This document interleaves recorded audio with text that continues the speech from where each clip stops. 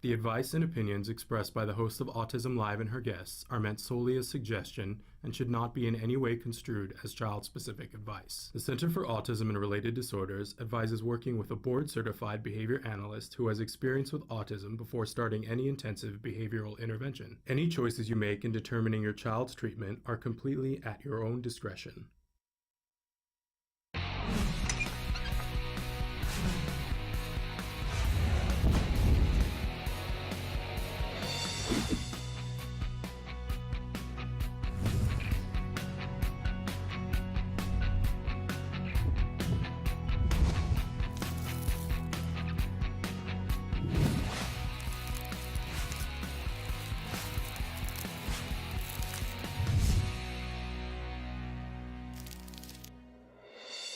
Good morning and welcome to Autism Live. I'm Shannon Penrod. We're coming to you live from the Warner Center in Woodland Hills, California. This is the home for Autism Live. It is also the home for the Center for Autism and Related Disorders. Really thrilled to be here with you this morning. We got a big show for you. And of course, we're talking toys because it's the Festival of Toys. And I'm really excited because we got a great guest for you. Unfortunately, I want to say at the start of the show that Bonnie Yates isn't going to be able to be with us today. So for those of you who are looking to get a legal question answered, unfortunately, that's not happening today. Bonnie will be back with us next week. But we've got a ginormous show and lots of toys to talk about and a lot of great things to talk about. And some of your questions that you guys wrote in yesterday that we're going to be answering today while we're here. I want to start by saying that if you watched the show yesterday, and you saw Milena Ramasa, who was on the show. She was, I have my handy dandy little prop here. We were demoing a car seat, the Wallaroo. And it wasn't until we had to wait a really long time because we're in LA. She got stuck in LA traffic. And so the show had to run half an hour over in order for us to interview her. And so you may have missed it. She was on the show. She's from Convade and R82, and they are the top of the line car seats, especially for special needs kids. These are substantial car seats that are extra safe. They're incredible. This is a new car seat that they have out, the Wallaroo. I've got my handy pamphlet here, and you can see what this puppy looks like. We had the red one here yesterday, but they come in red and blue and gray, and they're really remarkable, safe car seats that hold a child as soon as they can be forward-facing. I think she said that it went up to 120 pounds. It's an amazing car seat that really keeps them solid and snug, and that liner you can take out and throw in the washer, which we all know how important that is, right? Because at some point along the line, something gets spilled, and sometimes it's something that smells horrible the next day. You know what I'm saying? In any case, this is a top of the line car seat. We were talking about it. It's like the Volvo of car seats. You know what I'm saying? So in any case, it wasn't until after we went off the air that she clarified that they're giving us one to give away to one of you. I don't know, that just made me get all goosey right then. So I'm really excited about that. If you need a car seat for somebody in your life that you love and you really could use this car seat, I want you to enter right now by writing to us at autismlive@gmail.com. So send us an email. Tell us why you want the car seat, who you want it for. We're going to pick at random, but tell us your story anyway. I think that ends up being helpful for everybody down the road anyway. So tell us why you want it, who you want it for, and send that to us right now. We're going to put that out there and let people enter for about a week, and then we'll pick a winner and get that car seat out to somebody hopefully before the end of the year. I just love that. It's just amazing. Also keep in mind, if you're buying one of these, if you buy it between now and the end of the year, you not only get a Wallaroo, but you get a free scallop with it. Now, we're not giving away a free scallop, but if you buy a Wallaroo, you get a scallop. Scallops are those cool little chairs that they fold up. It looks like a beach bag, but it holds kids so they can sit in circle time. They're amazing. Check them out. Check out R82 and Convade, and we love and appreciate them for doing that. That's going to make somebody's Christmas. That's just amazing. Okay, so having said that, we are going to be with you for the next 2 hours. Exciting show, and we want you to participate with us. We want to hear your thoughts, your feelings, your questions, your concerns. What do you think about the toys that we're showing here on the show?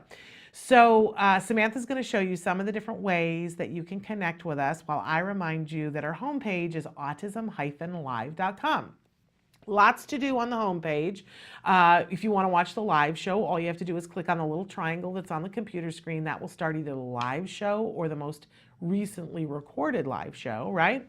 If you want to go further back in time and watch some of our oldies but goodies, you can go up to the memo tab in the upper left-hand corner. That has the 100 most recent shows. And then to the side of all that is something we call the live feature. There's a series of white boxes. There's one that says your question/comment. If you put your cursor in that box, and all you have to do is start typing and hit enter. You don't have to prove that you're not a bot. You don't have to have a username or a password. It's totally free. There's no credit card, going to be charged in 14 days. There's none of that, right? And you have total anonymity when you're on our live site. I do encourage you that if you write it on the live site, to give us as much information as you can. And it only gives you a certain number of characters, but if you, then it'll let you continue on to the next one, and you can do a couple of them. Usually I can put it together, what's with what. Or if you want to write something really long, you can do it on one of the other sites that we have on Facebook, on YouTube, whatever, or you can email me.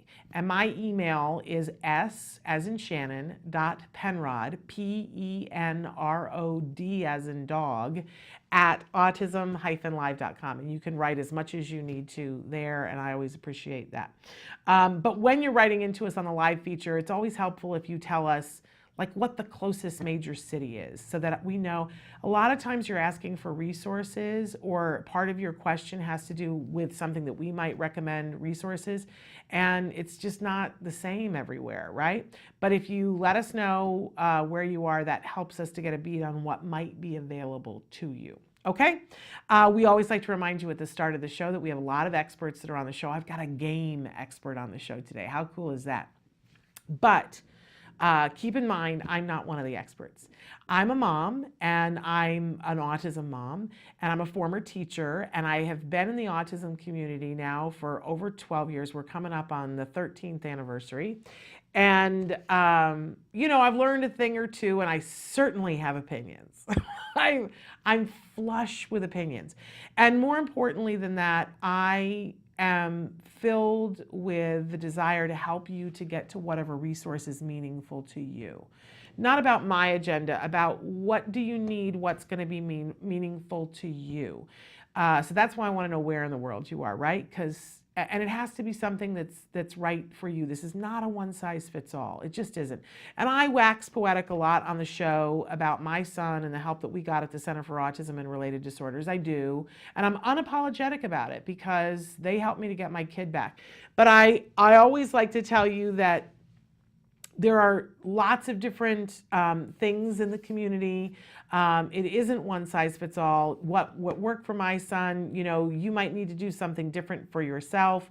But I want to be a resource for you to help you to get to what's meaningful to you, so that you feel like I now feel. That's really what I want. And I want to be your cheerleader. I want to be in your corner and tell you, I thought I was alone. For so many years, I thought I was completely alone.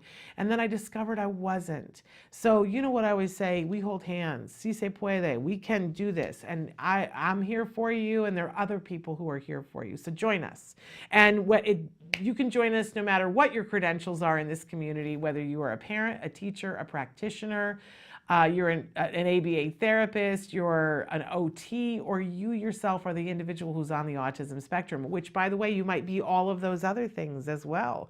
You might be somebody who's on the spectrum and a parent and an OT, right? We welcome you. You can be any and all of those things, and I hope you find a home here, because we want for all of us to flourish, right? That's what we want. So, having said all of that, it's time for what we do on Thursday, which is the jargon of the day. This is when we take on one word, one phrase, one acronym, and we try to make sense of it. First, we give you an actual definition and make fun of the actual definition, because that's really reinforcing for me. And then we give you a working definition, which hopefully can help you to figure out why this is important. Like, why would it be worthwhile to learn this jargon term? And why are people flinging this word around like everybody knows it when nobody does? Okay, so today's jargon term is symbolic play, because we're talking about toys, right?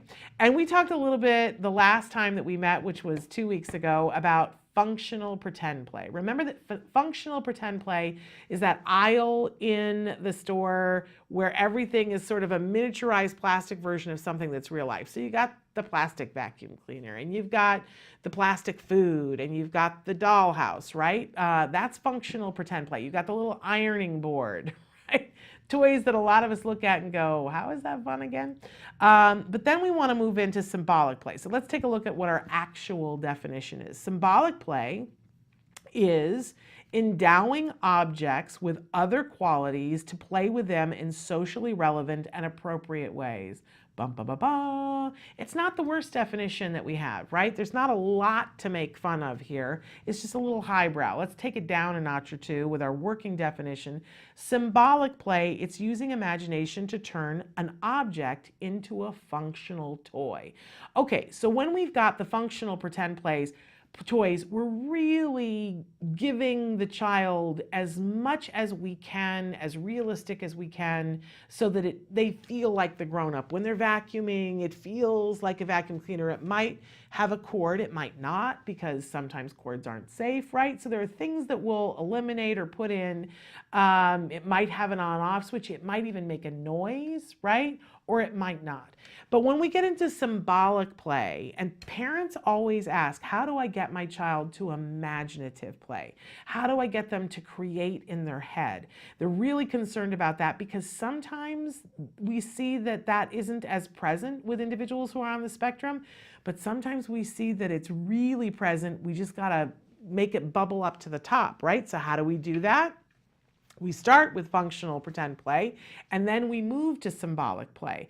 And from there, it's just a hop, skip, and a little leap to the imaginative play. So it requires a little bit of imagination on our part, because what we're going to do, as we looked in our first definition, we're going to take something and we're going to turn it into something else. Kids will do this on their own sometimes, but if they don't, we can model it for them. So here I have a red pen, right?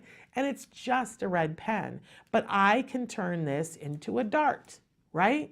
Now it's symbolic play. Because I'm giving it the qualities of a dart just by the way that I'm moving it, right? But what else could I do with this? This can become a lightsaber and I can go, right? Or I can do any one of 1,000 other things. This can be something that I pretend that I'm cleaning my ear with, right? I can do so many different things just with this pen and turn it into something else. I could turn it into a guitar, and I can be strumming on the guitar. And once you start to do this with an object for a child, it's sort of like, especially with kids on the spectrum, you see them kind of go, like, you just broke a lot of rules. You can see that go across their face. You just broke a lot of rules. That's a pen, right? They're thinking very concrete. But I, as the adult, start having fun. I can make this a car. And I can take my cell phone out and go, and I've got all these sound effects, right? And I'm making these be cars. The kids get it. And then you hand it to them and you say, okay, I'm going to be the car, and you don't have to be verbal about it, right? I just go, right? Give it to the kid and I go, and a lot of times they'll pick up and they'll start to play and they'll find different things to do with it, and that's when it gets exciting, right? Sometimes they don't, and then you continue to do things, and maybe you just do the cell phone, the things you can do with a bar of soap or a box of a bar of soap, right? Excuse me. It's amazing. And kids will start to realize, oh, I can play with the rules. Well, guess what that helps them with? Flexibility of thinking. Right? Can we all just have a big, heavy sigh? Because flexibility is one of the issues that's on the list of things that get you a diagnosis, right?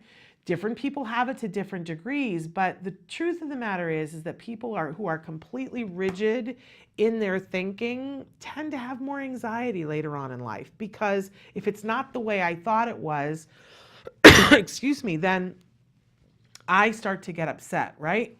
And I got a tickle in my throat. Excuse me.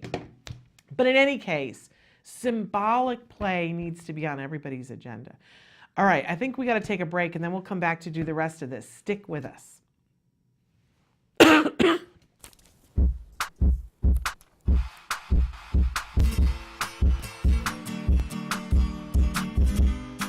Arts and craft activities are a great way to practice on skills you're already working on with your child.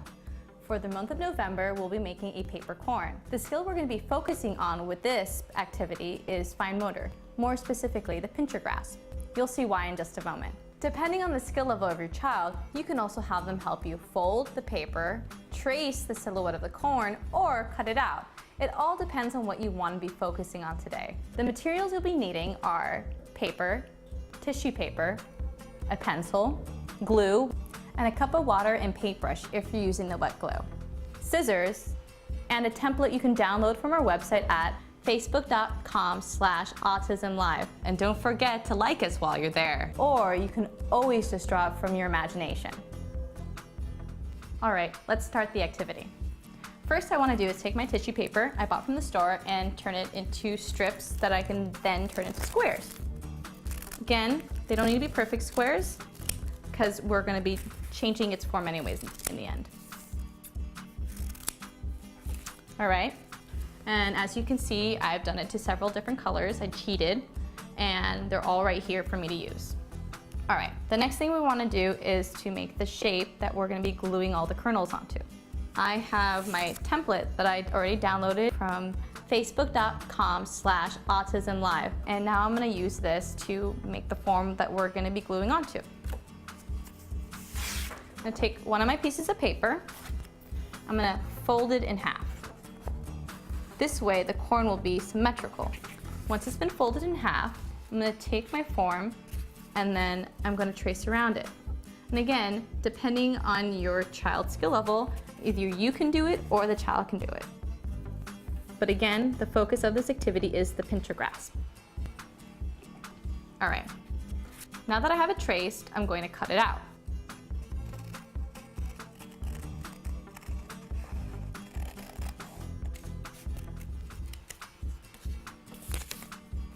And ta-da! Here is my blank corn, but it's missing its kernels. So now that's what we're going to be working on. I'm going to use this glue, but you can always use a glue stick as well. The reason why I like this one is that it doesn't dry as fast. So I'm going to squeeze it all over my corn and then take my paintbrush, dip it in some water, and then smear it all over the corn. The next step is making the kernels.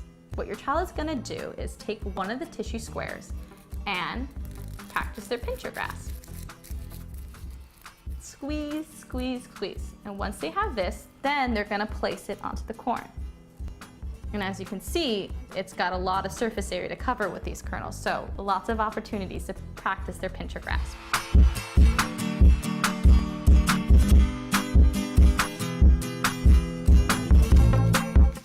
And ta-da! It's done. As you can see, lots of opportunity to practice your child's pincher grasp.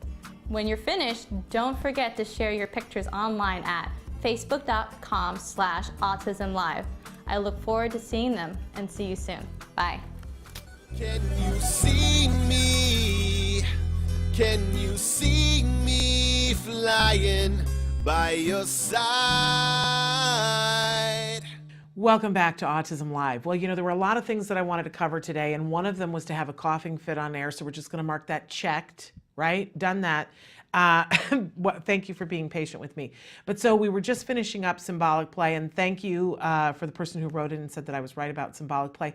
You know, if you're not somebody who is particularly into play and it's not something that you've spent a lot of time playing with little kids, it can seem like it's just this thing that either happens or that it doesn't. And I just love talking about it and saying to people, oh no, there's ways that you can prime the pump and there's ways that you can make things happen. And I got to watch this in my own home where my son went from functional pretend play to symbolic play, to imaginative play, to socio-dramatic play. And we're going to cover all of those. And when you see the progression, it's really exciting when you watch a child go through it and then get to see their imagination flourish, and to give a child a basis on which their imagination can flourish. It's a great gift to give, especially during the holiday time. And if you want to know more about these things and not wait for our jargon, I do want to tell you that we're taking these things directly from Skills, which is skillsforautism.com. It's from their play curriculum, and there are lessons to teach each one of the things. So if you're frustrated that the person that you're working with in your life doesn't enjoy play, I think it's a super important thing to make sure that you give that gift to them, because it helps reduce the stress, okay? So find all of that in the play curriculum in Skills, and Samantha is beautifully displaying that for you. Okay, so moving on. That was our jargon of the day. Moving on, we always have a question of the day for you. And our question today, very near and dear to my heart, what are you hopeful about? I do a lot of speaking in different places, and one of the things that I talk about is how important hope is to all of us. It's so crucial in every life to feel hope, to feel that there is possibility, to feel like things could change. When we see societies and subsects of society where they feel like nothing can happen, it's only been the way that it is, and there can be no movement, it really is debilitating. It becomes a self-fulfilling prophecy, and we're actually going to talk more about this in just a minute, and I think it goes perfectly. Courtney, I saw what you wrote in, and I think it goes really hand in hand with this, that what you need is to feel hopeful. And we'll talk about Courtney's statement in just a minute, that Courtney wrote in and said that she's really sick and tired of the fact that there aren't more opportunities for individuals who are on the autism spectrum. And I think what we need to do is give you a dose of hope, Courtney, because a lot is possible. A lot is possible. And it's amazing what will make one person feel hopeful and what will make another person feel hopeful. I want to say that because it was Giving Tuesday this week, Autism Live right now is raising money. We've adopted a grant from Autism Care and Treatment Today to help a young boy who elopes in the night to be safe at night. And so there's something called a safety sleeper, and we're going to feature it here on the show and talk more about it. But we've been trying to raise money both in-house and online towards this safety sleeper, and we're almost at our mark where we've raised enough money for it. I feel confident that we're going to get there in the next couple of days, maybe even today, right?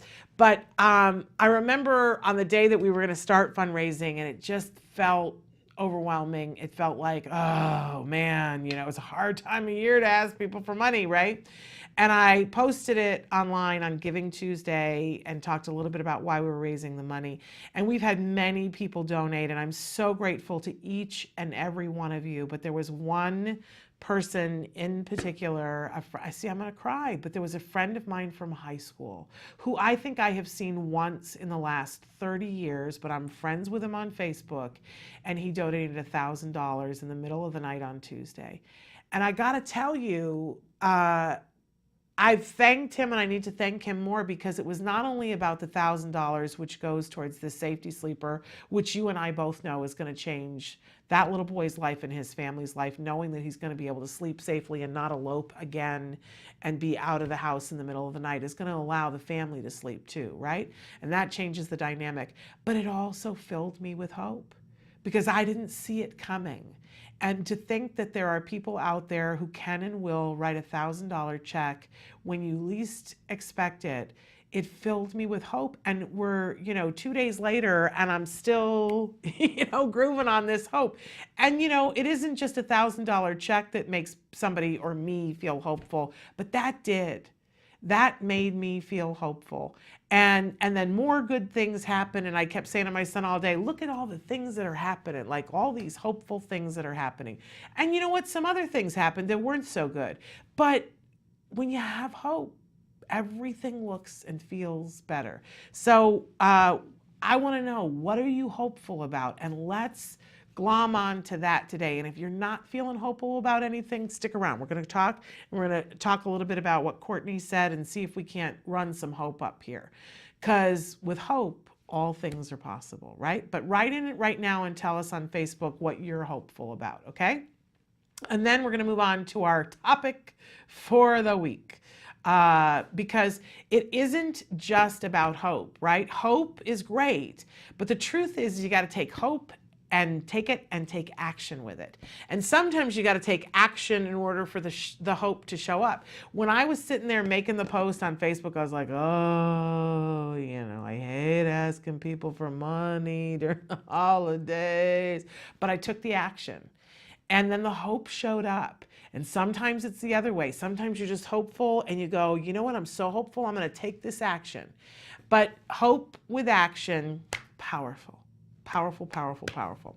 So that's what we're talking about today, and toys, because it's the festival of the toys. So some of the things that we got coming up here, we're going to review some of the toys that we have in our top toy guide, the autism-live top toy and gift guide for 2017. And in particular, we're going to be talking about the Fat Brain toys. We love Fat Brain toys. We also are going to talk about Playvision toys. And we have Ben Williams, who's going to join us in the second hour. He's a game expert, and he's going to talk a little bit about Magic the Gathering. This is a game that I didn't know about until he introduced me to it, and I loved it so much that we gave it the autism-live top board game toy in the adult category. So if you've got an adult who's on the autism spectrum, that you're hoping for them to make some more friends and to use their imagination and to have leisure fun and have people that they can meet and talk with about the same kinds of things, ooh, you're going to love this Magic the Gathering, and you're going to love my game expert, Ben Williams. So all of that is coming up, but we also have, in this hour, we've got our mindfulness, autism in the classroom, and some of the things that you guys wrote in yesterday. But I'm going to come back and we're going to take on what Courtney said and see if we can't infuse some hope. Courtney, we're going to get excited. Are you ready, Courtney? Are you with me? Okay, let's take a break and we'll be right back.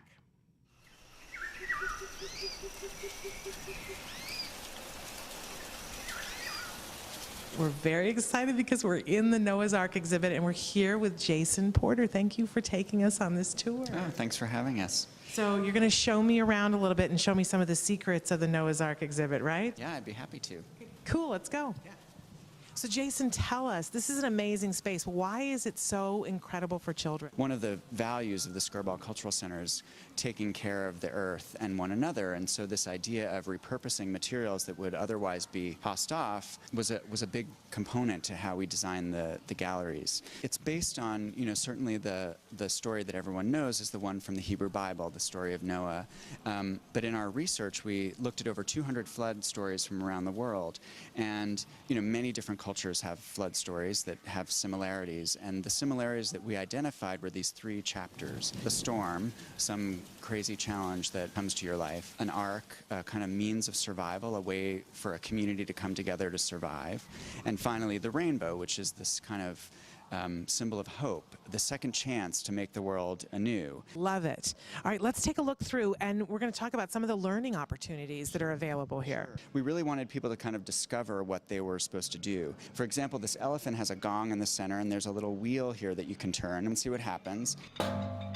But there's also some hidden things, like there's a little peephole in this polar bear, so it's kind of a moment where you could talk with your kids about what does it mean that that polar bear in there only has a small piece of ice to live on it, and you could talk about kind of the environmental issues that might be associated with it. All right, should we go downstairs? Yeah, let's check out the storm. So Jason, what do you call this room? This is called the Storm Gallery. In one side of the gallery we have a storm wall, which is all sorts of sounds and sight effects to make the storm come to life. But we have this, what we call the load up. It's fairly intuitive. You know, you put animals onto the conveyor belt and you turn the wheel and they get loaded up onto the ark. Except you can't do both at the same time by yourself. It's kind of layered in the doing, the learning that we're really interested in, which is about this notion of working together in order to accomplish something. So, you know, when you first get on the ark, obviously you enter 2 by 2 as the story goes.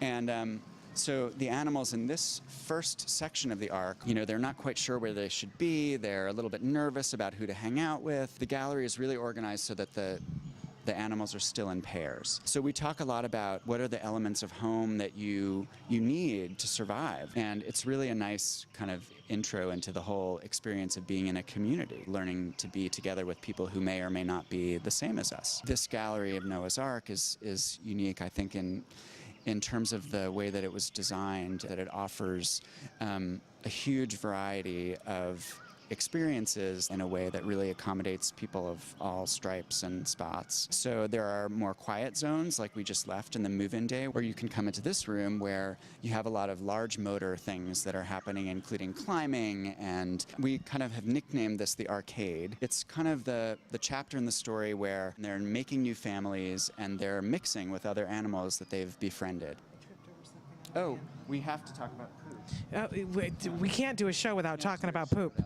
So, you know, the other fact of life on an ark is that everybody poops. So the challenge is to, you know, clean up. Okay, so we're in the last room, very cool room. What do we call this room? We call this the Rainbow Gallery. You know, people really get that this is a place of hope. Sometimes there's an art-making project, that it ends in some sort of inspiration, that people feel like they're inspired to take action in the world and make it a better place. Thank you so much for showing us everything and telling us about all the wonderful things at the Skirball Center.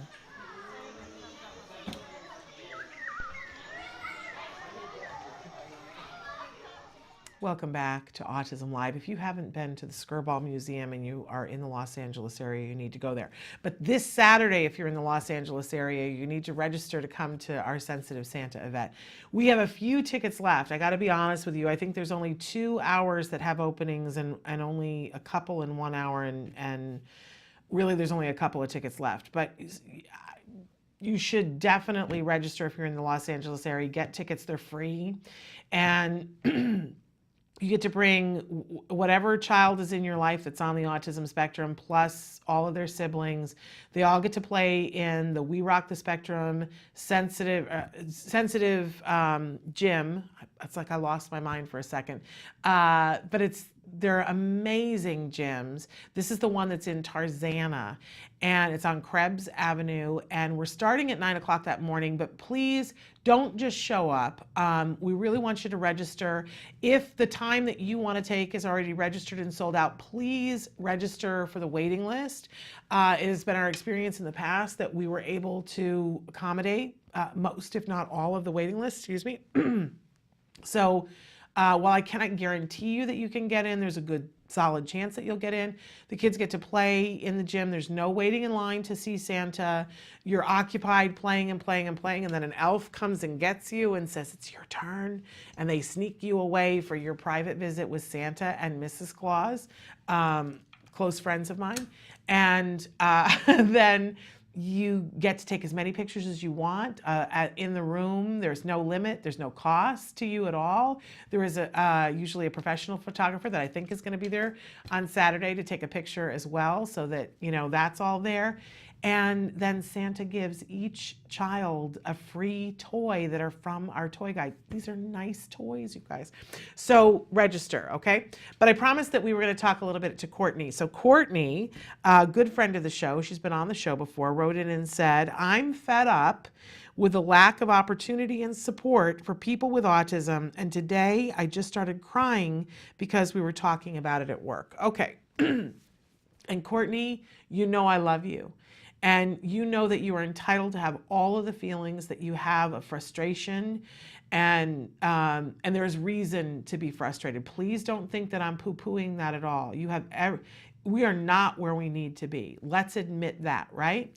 But there's a whole school of thought, acceptance commitment therapy school of thought, that says while something can be true, that sometimes when we are looking at something, it's like we're looking down a paper towel tube. And we've got all of reality here, and we look down the paper towel tube and we go, look, I can see, and it's for real, that there is not enough opportunity and there's not enough support for individuals with autism. You're absolutely right. But acceptance commitment therapy says, but let's look outside the paper towel tube and see what the whole picture is.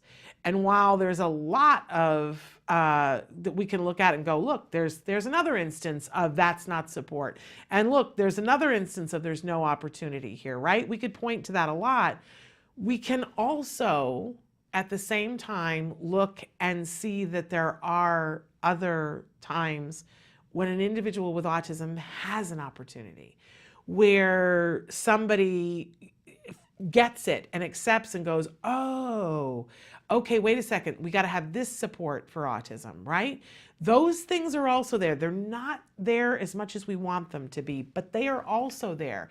And you and I both know that because we talk about some of the times that the opportunities show up. And I want to point out that you had an emotional moment, and you say, because we were talking about it at work. You were talking about it at work. Well, that's already support. And, you know, and my hope is that there were some individuals with autism at work. There may not have been. But you and I had a little bit of a conversation the other day about the fact that Kobe Bird was on The Good Doctor. And how exciting is that? And how exciting is it that people showed up to a screening of Swim Team? And how exciting is it that more and more we're seeing in film and in television that people are starting to hire individuals with different abilities, that people are starting to realize that this is a part of everybody's story and that we must mimic that in television and film. So I want to remind you that you're not alone. You're not alone in your frustration, Courtney. We're all frustrated. And I just was talking last night about years ago when my son would have ABA therapy and sometimes he would cry and it was painful for me, right? And then at a certain point, when he was older, that didn't happen anymore. Excuse me. And I was watching The A Word when it first started with Jack Riley. And there's a moment in, I think, episode 3 or 4, where Jack Riley is in the room with the therapist and she doesn't allow him to lay down. He wants to lay down to play with his trains. And she doesn't allow him to. She keeps sitting him back up, very gently, sitting him back up. But he starts to cry because he wants to do it his way. And I know, as a mom, I watched and I was like, can't we let him play with the train the way he wants to? But then I learned over time that, you know, it's not that we can't, it's that if we do, then he will never be able to play with another child playing with the train and he will miss a whole bunch of social things. So we teach them to sit up while you're playing so that it makes you available later on to have conversation with somebody. But he has feelings about it. He'd like to do it his way because why wouldn't he want to do it his way, right? And the mom is outside crying about it. The mom is crying. And I was watching this on my phone when it first came out and I got emotional. And I started to cry because I remembered standing outside the door when Jem was crying. And I remembered what that felt like. And my heart was hurting for him and for her. I knew how it ends because I know it's good for the kid in the end. But it's hard when a kid is crying and when it's your kid. But I was, you know, and here comes my son, who at that point was 8 or 9. And he said, why are you crying, Mom? What are you watching? And so I show him. He starts to watch with me. And he says, why is the mom crying? I get why the kid is crying, because he's frustrated, but why is the mom crying? And I said, because she's, you know, feels bad that he's crying. And I'm crying because I used to sit outside your door and cry. And he said, oh, Mom, I was okay. I was just frustrated. And, you know, being frustrated is not a bad thing. Nobody ever died from being frustrated. In fact, frustration is the thing that comes when everything's about to change. That's what my 8 or 9-year-old said to me. Frustration is the thing that comes when everything's about to change. And nobody ever died from frustration. So I salute you, Courtney, for having the emotions. You're absolutely right. It's frustrating. And I think it's good to cry about it sometimes. But let's get excited, because frustration is the thing that comes right before things change. Now, we said we were going to talk about hope in action. So my question is to all of us that are sitting here, you, Courtney, me, and everybody else who's watching and listening, what are we going to do about it? And we can have huge pie in the sky. We can have a summit and we can talk about, but what are we going to do about it today? What can you do about it today?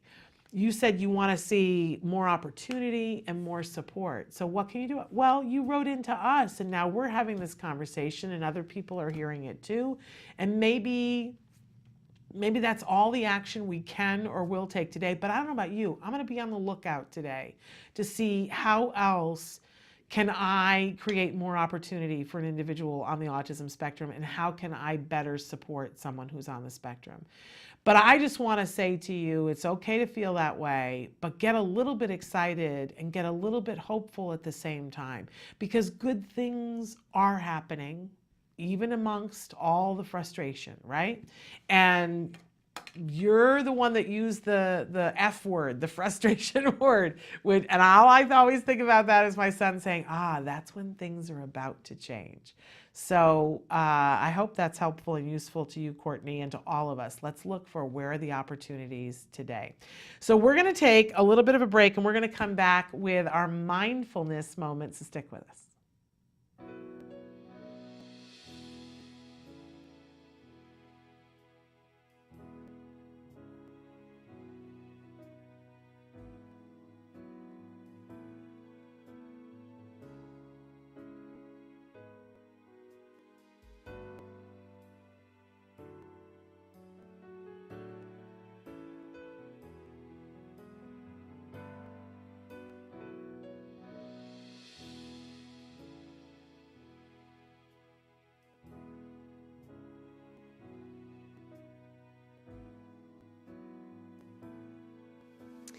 Being part of this community is really important to a mom with a son like Jackson, because it really does take a village, and you need so much support, to help bring out all of the amazing qualities and skills and talents that our children have. So I'm just very grateful to everybody who was a part of this.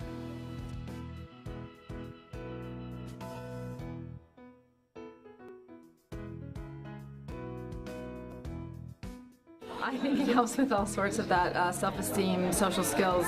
They seem to communicate a little bit with each other, and they had a lot of friends. The helpers were phenomenal, and I think the social skills for sure, because they worked together and they did a couple of group things across the floor, and they sang songs together, and I yeah, for sure, I think it's a really huge deal. A great program.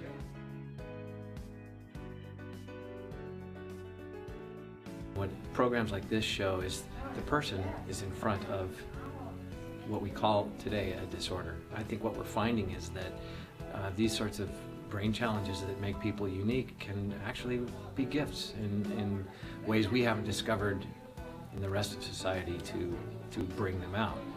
So when you see a program like this and you see the kids dancing, having fun, and making up jokes, making up the story. I was here when they did that. That was so amazing to watch, because they were all focused, they were all present, and they were all laughing, they were all getting into the creation of this story. And that to me sort of broke the barrier to say, no, first we're dealing with people, and then we're dealing with the challenges.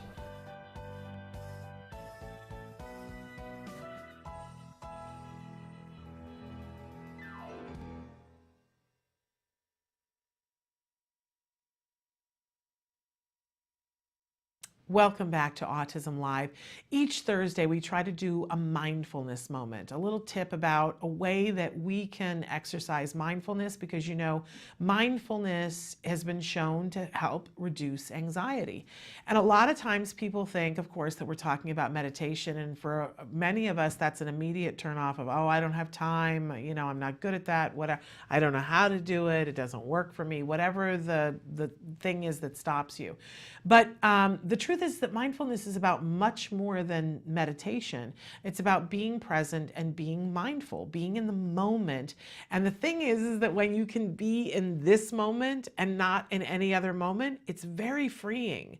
And it allows you to be present, to experience things and find joy, to experience joy in the real moment, because joy doesn't exist in any other moment than the present, right?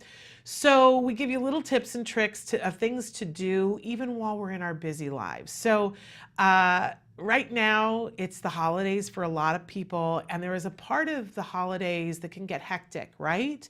Especially the whole idea of putting food on the table, and then there's the hecticness of that there's a lot more sugar available if you're going to parties and events, or there's things in the grocery store to pick from that tend to be different food than what we might eat the rest of the year, right? And you might be preparing more food than you normally do, or taking food from restaurants. It's different for different people. But here's the thing, if we can be mindful about however we sit down to a meal. So for instance, for those of you who are preparing food, whether it's for a big gathering or just for you, to take a moment while you're preparing the food to be mindful. If you need to, some people have a hard time settling into the moment without languaging it in their head. You can language it in your head and go, you know, the celery is wet, I can feel it, and be talking to yourself in your head and saying, and I'm now going to cut the celery, and I'm cutting small pieces, and what does it smell like? Keep checking in with your senses. But if you need to language it, do. Eventually, the ideal place to get to is that you just experiencing it without having to narrate it. But to start with, it's perfectly acceptable to be narrating it.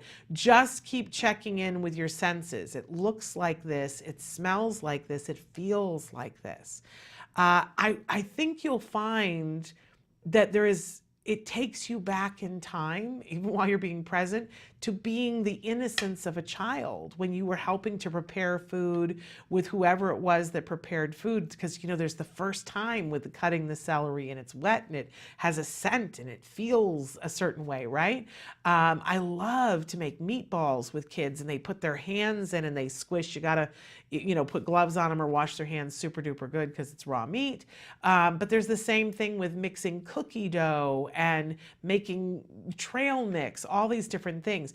And it really is something that you can do with the whole family. It's not just you being present with the food, but getting your kids to be present with the food. And ideally, that would be maybe while you're preparing something, right? And talk to them about, what does it feel like? Are the raisins squishy? What do they smell like? Can you smell the smell of the raisins and the fruit? It's really a very exciting thing to do with a child, and you'll find that they get a little bit more connected to the food and they want to taste it once they've had their hands in it. So there's that. Now, if you're not preparing any food, you can still do this with takeout food, or if you go to a restaurant, they bring the food and you can take a moment and just look at the plate and smell what you smell and see what you see, and then pick up the fork and taste it, right? And you can have a conversation with the kids and the other people at the table about, what does it smell like? Oh, it smells like this. And people can have their reactions. Don't judge it. If somebody goes, ugh, it smells bad, you know, that's okay. You still are having your experience, and connect with the food. It, first of all, makes the meal more enjoyable, because meals are meant to be seen and smelled as well as tasted, right? And there is a feel to food when you're preparing it, sometimes when you're eating it, right? So take some time to enjoy the senses around the food. You will find that you will get more mindful in that moment, and you will be more mindful about what you're taking in, and you'll taste it. Sometimes we eat in such a hurry and it's like, I didn't even taste it, right? But when you get mindful around food, you taste it. And around the holidays, it's a great time to work on this. It slows things down a little bit, and you appreciate, if you're eating something that's high sugar and high fat, well, you might as well appreciate it, right? And if you're eating healthy, if that's the choice that you've decided to make, then, you know, fully embrace and enjoy how great it tastes. So all of those things help us to be mindful during the holidays. We're going to take a break. We'll be back with our Autism in the Classroom tip. Stick with us.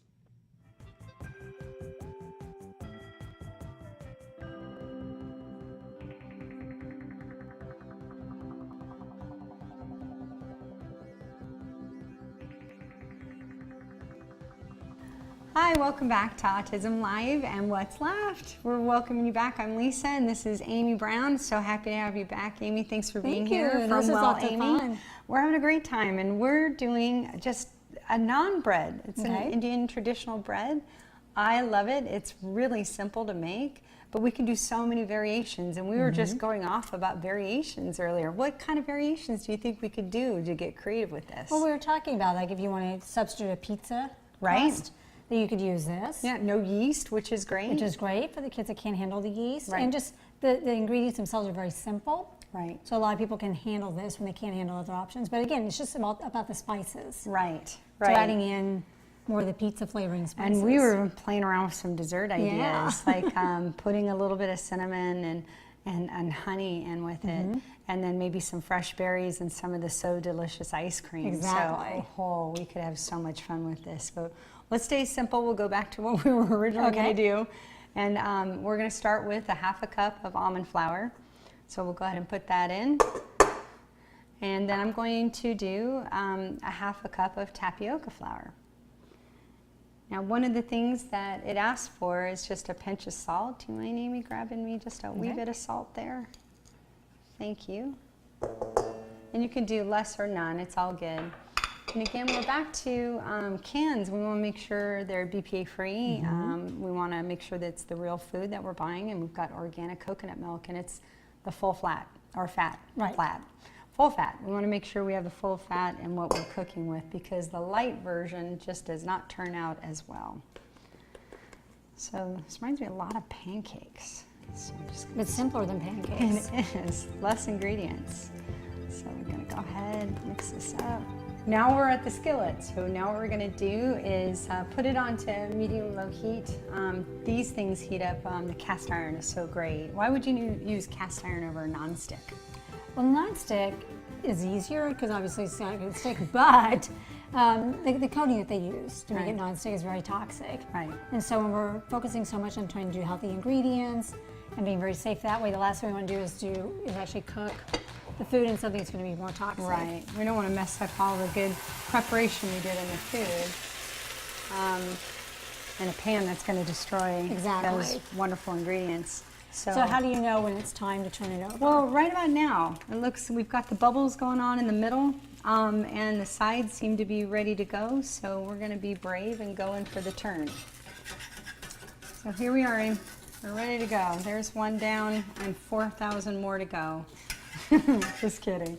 But if we want to make and freeze these, we can definitely do that. It's got, like I said, a great consistency. Love the way that it tastes. Definitely appreciate what this is as far as getting away from yeast, extra carbs that our kids don't need. I can even use them. Sometimes I'll make tacos out of these. So it just really depends what you want to go about and do. And we really want to thank everyone on Autism Live for having us. We want to thank you, Amy, for joining us. Love having you here. Yes. And if you have any questions, please email us at autismlive@gmail.com. Or you can email me if you have some recipes you're dying to convert. Lisa at Takanow, TACANOW.org. And we'll see you next time at What's Left? This cooking video is brought to you by WellAmy.com. Amy, a certified nutritionist and holistic health practitioner, is an expert on autism and special diets. Find ingredients and other GFCF-approved foods and recipes at WellAmy.com. Man, speaking of Well Amy, I need to go on that website and order some of the breads from Anna. Oh my gosh, if you guys are looking for a really fabulous mix, like I love everything that Lisa makes on the show, but oh my gosh, if you don't like to be as complicated, there's a breads from Anna. They make a banana bread mix and a pumpkin bread mix, and it's not Christmas to me unless we have that. And it's GFCF, and there's no sugar in it. There's honey in it. There is honey in it, but it's the best thing. I make that when I have to take things and you don't want to have to make two, and you know that there are going to be people who don't eat gluten-free. Oh, breads from Anna, seriously, and they sell it at Well Amy. So anyway, check that out. Okay, so I wanted to talk a little bit about autism in the classroom. It's like I got all these things I want to do. Okay, let's talk a little bit about autism in the classroom. For those of you who are teachers and who might have the opportunity to be watching this, I just want to send you hugs, because right now is one of the most difficult times of the year. It's the sandwich between Thanksgiving. See, I got food on the brain. Thanksgiving and Christmas. So there's like this 3-week period of time where the kids get a break and then they get pushed back into school, and we've got stuff we have to accomplish to get to the end of the year, right?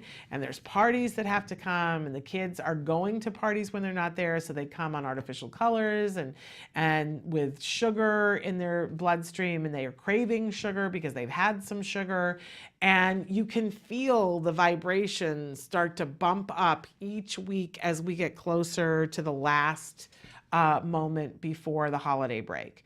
And anytime there is a vacation that's going to happen, kids, their energy, their anxiety goes up. And anxiety, let's remember that being anxious isn't always, you know, feeling negative about something. When you're anxious about something, you can be excited about it, right? So the kids are vibrating at this level normally with a certain level of anxiousness, and then around the holiday, it gets up there, right?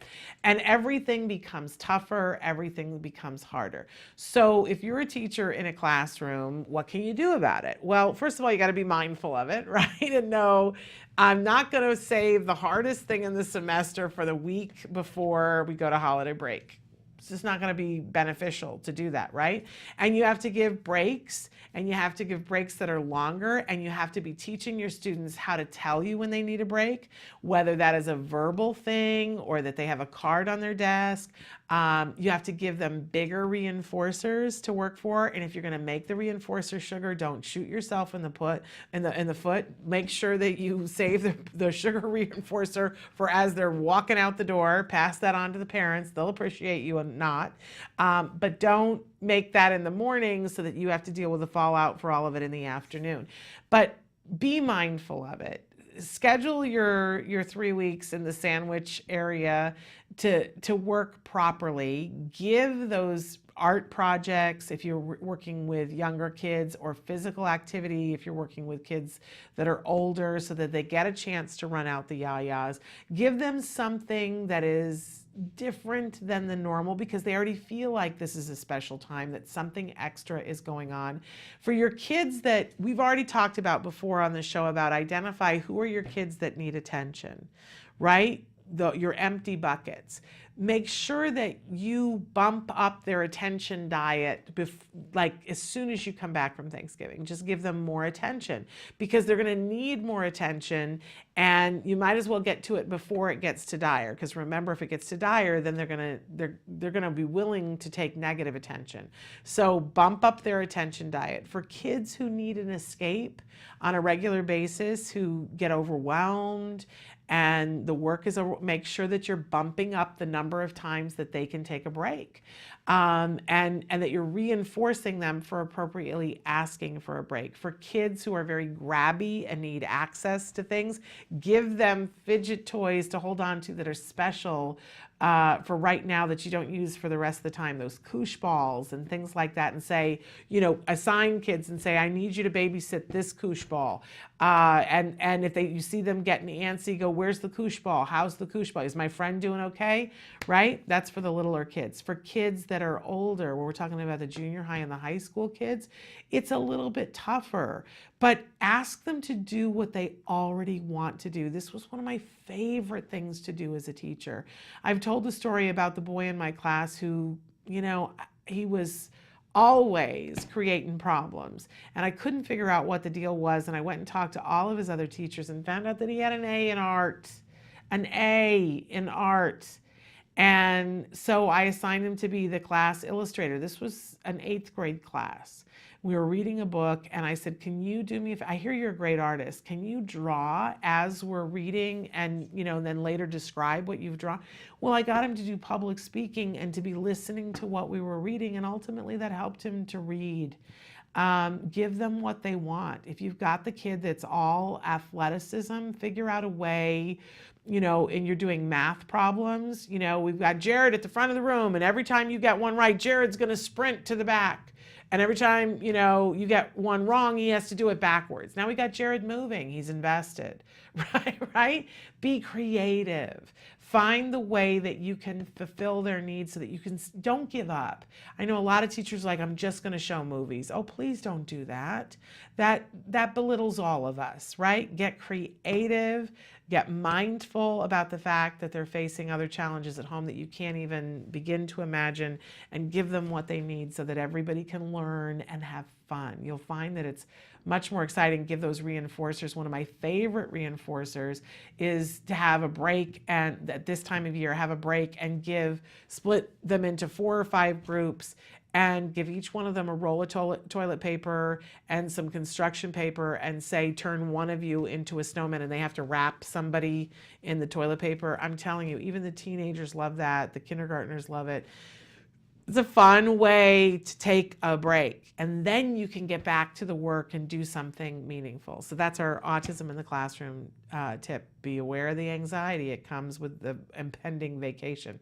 I'm not even going to go to break, Samantha, because I want to get to some of these questions that came in yesterday. So we had somebody wrote in and said, my daughter is 4, nonverbal. We're doing ABA. Her receptive labeling is very bad.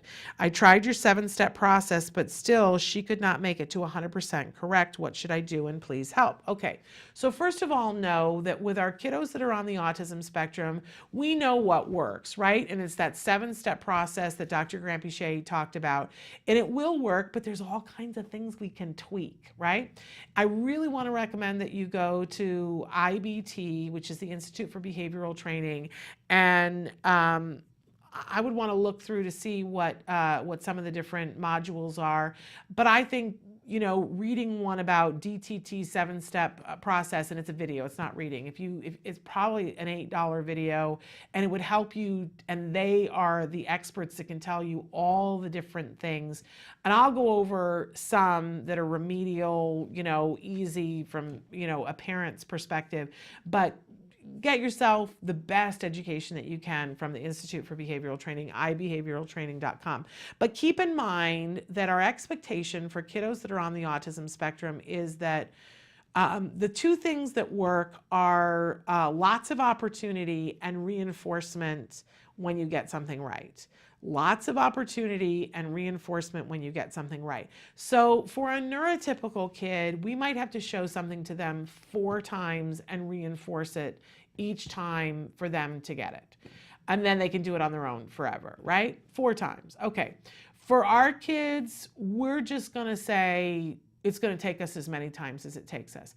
There isn't the expectation that, they're going to get it within 100 trials. We're just letting go of it. They might, but it might take 1,000 trials. And we just have to get our mindset on that we have to give lots of opportunity. And we never, ever in ABA look at it and go, well, the child can't do that. It just isn't even a part of ABA to think that. So what we do is we evaluate and go, what are the patterns that we're seeing? Where are we falling down on? So you said she can't get it 100%. And that's typical, right? In fact, for most things, we don't set 100% criteria in the mastery because we all make mistakes. If you said to me, just putting a key into a door, if you had 10 trials, how many times does Shannon get the key into the door right? I'm not good at keys, right? So I might get it 5 out of 10 times.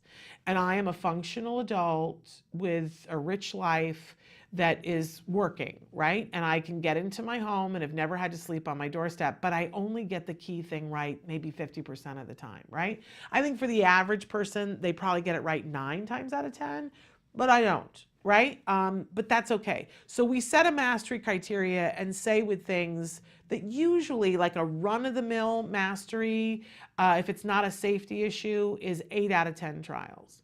And you have to be able to do it 8 out of 10 trials with different people on different days. So you have to display that you can do that on a regular basis. So when you say she's not doing it 100%, keep that in mind. Is she doing it 80% of the time? Because 80% is probably, if it's not a safety issue, and with receptive labeling, 80% is probably fine. 70% may even be fine, depending upon the kid. So adjust your thinking there, first of all, but then also look at it, take data, and that's coming from me, and I hate taking data, but take data. So if you're doing a 10 set of trial and you're doing this seven-step process, well, you need to note in your data taking, and all of this is available in skills, but they'll give you data sheets. You need to note when you prompt and what kind of prompt you use and when she gets it. So let's say you start out with the first trial, and if we're doing receptive labeling, so it might be the stimuli. You know, you're putting maybe cards in front of her, and let's say that you're teaching red. And you've got a red card on the table, and you start out with errorless learning, and you say touch red, and she's not going to do it right the first time, so you have to prompt and then reward that she touched red. And then eventually you would add in distractors, so on and so forth, and go through the 7-step process, which I'm not going to go through here. But at what point is she able to do it? Because sometimes we notice patterns that out of the 10 trials, she can't do it the first trial, she can't do it the second trial, but she does it the third through the 10 trials always. And what that says to me is that it takes her that long to remember. So you do it twice and you prompt her, and then she goes, oh, right, what you want me to do is this, which I would change that up, because that means she's not really getting it. It's just that she's realized, oh, you know, if I do this, you give me the reinforcer.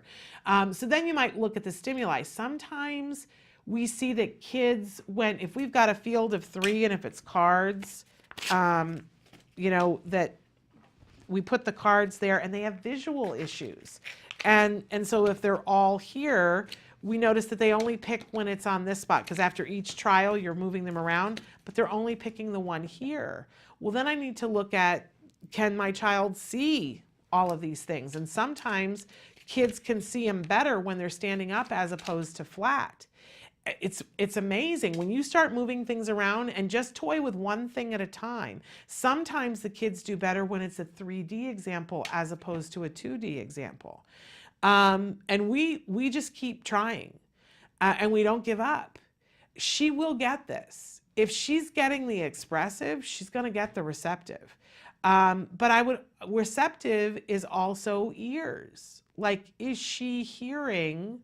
It's hearing and seeing. So is she hearing what you're saying? So lots of things to look at.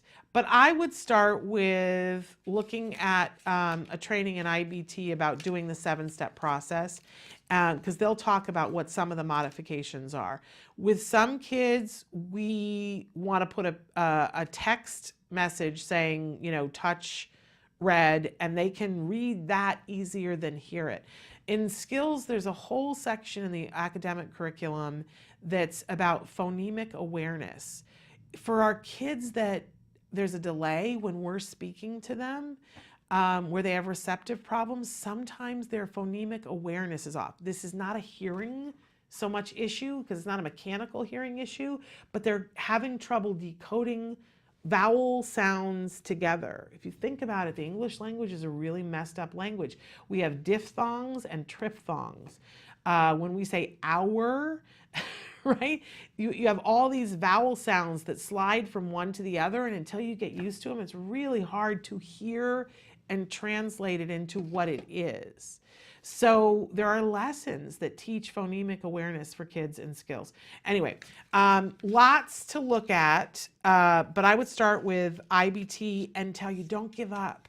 Give her more opportunities, switch one element of it, play with your stimuli, try a different stimuli, try putting it in different places, try different prompts, but keep track of all of it so that you start to see what the pattern is. Well, she gets it 6 through 10. Well, that's going to feed information, and we'll have somebody talk more about that next week. When you notice what the pattern is, write into me and tell me, and then I'll filter it through somebody to say, ah, that's what the pattern says, okay? All right, we got to take a break because we got big stuff coming up. We're going to review some toys, and then we got game expert Ben Williams is going to be with us, so stick with us.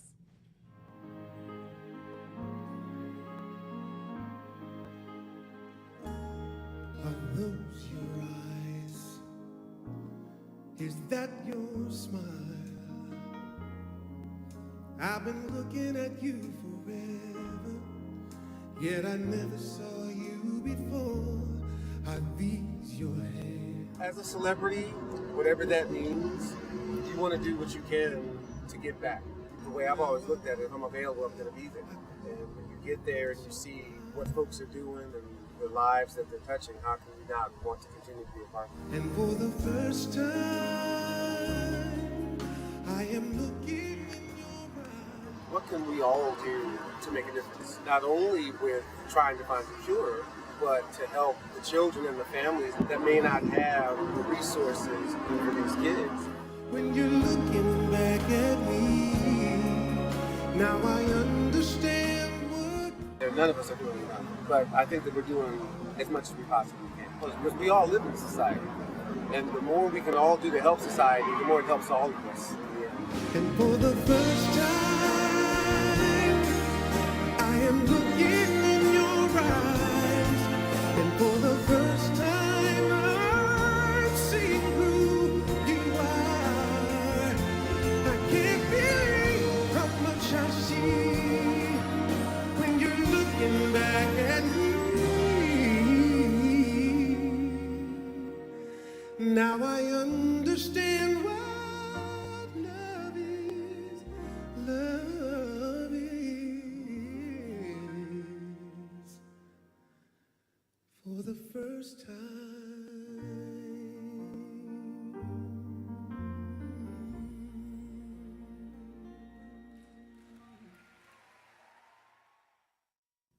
Welcome back to Autism Live. It's Festival of Toys, and I'm having a little conversation here with a little guy who is called, this is from Playvision, and this is called SmartBot. And he is a remarkable toy. If you've got a kiddo who even remotely likes robots, let me just tell you, he is a fabulous little thing. And I had him ready to go do a bunch of different things. He talks and he says he talks in different languages. He's endless what you can have him do. He's showing us some of the different things that he can do. He's dancing for you. I just don't want him to fall off the table. Hello, SmartBot. Really spectacular. But one of the things that makes this toy such a winner for us, and in fact, this one, the autism-live top new toy in the school-age division, and the reason why is because on top of all these things that I have a remote control that I can program him to do, there is a way on here that you can program him to be able to respond to hand gestures. And so let's see if we can get him. I had him earlier, but it's only as good as the person programming, and I'm not necessarily great. So let me push the hand gesture one and then see if I can get him to, now he's not going to do it for me, but trust me, we had him doing this earlier. I may not have enough room from him on the table without him falling off. Let me push it again and see.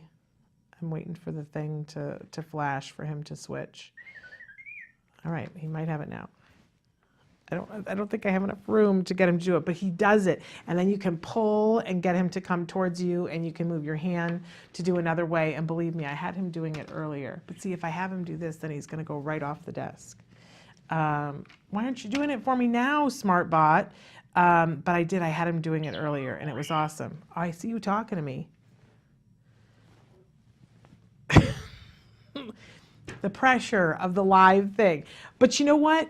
I had these toys all tested out by real kids, and what was so much fun was watching them play, and that they had to figure out different things that they had to do to get him to react to their hello. I don't know what you're saying. Okay. I'm going to get him to do it one way or the other. And it might be that I pushed a button that unprogrammed it. I want you to know as a parent that there is a way that you can turn the sound up and down, and you can switch sounds. There's 4 different sound packs. So when you get sick of one set of sounds, and you know how you do get sick of one set of sounds, you can switch it to another one. I've completely, I need a child to explain this to me now, what I've done wrong. Yes. I'm going to see if I can get him to make a different sound. Well, I think I have to push that first. Oh yeah, now he's coming towards me. All right. That was pretty, whatever it was that you did. But this is hours of entertainment, cause and effect, learning how to use remotes, learning how to program.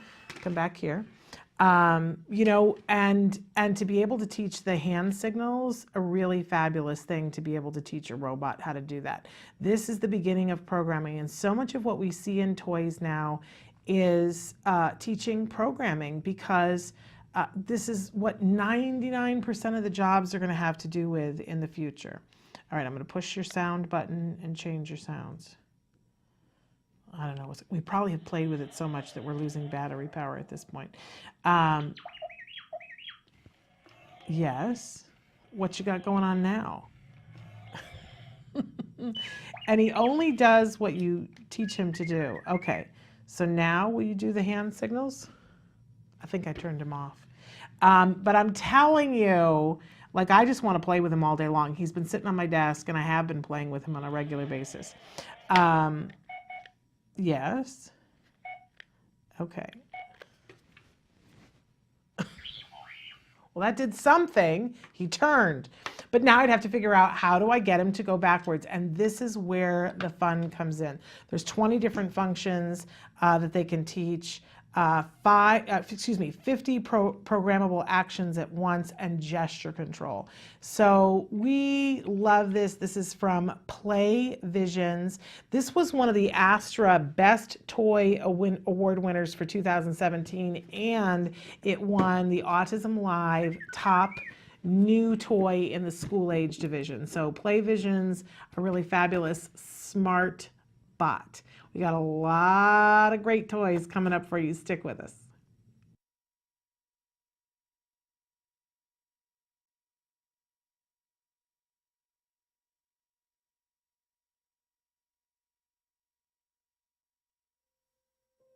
What would you do if your child was hurting? If your family's future was uncertain.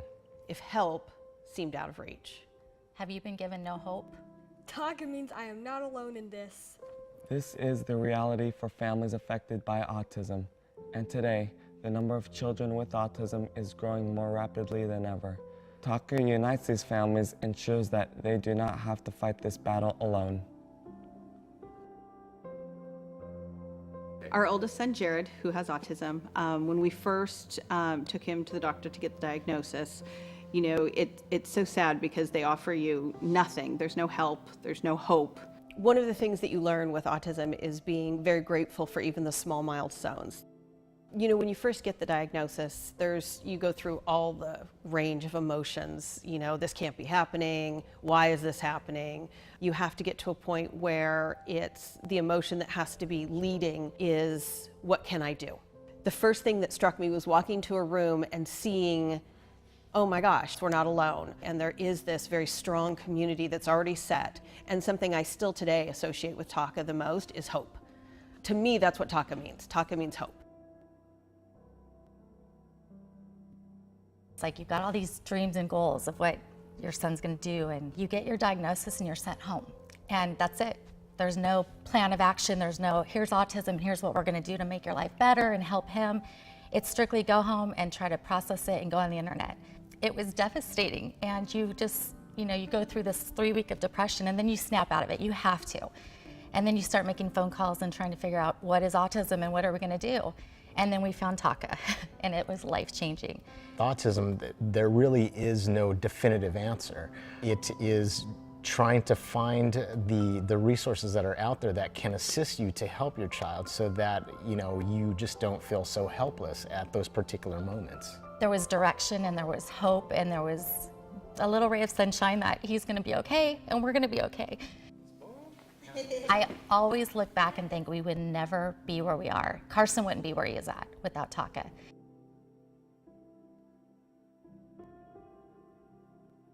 So 13 years ago, my son was diagnosed with autism, and that put our whole family into a tailspin.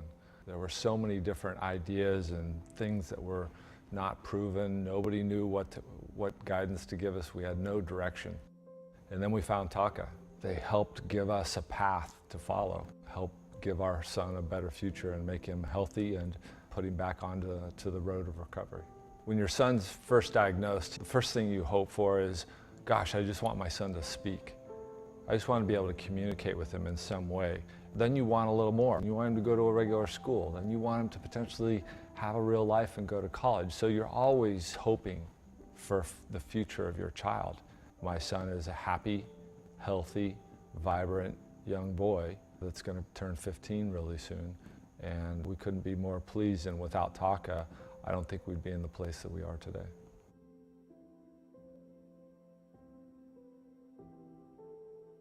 We believe the future is not defined for many affected by autism.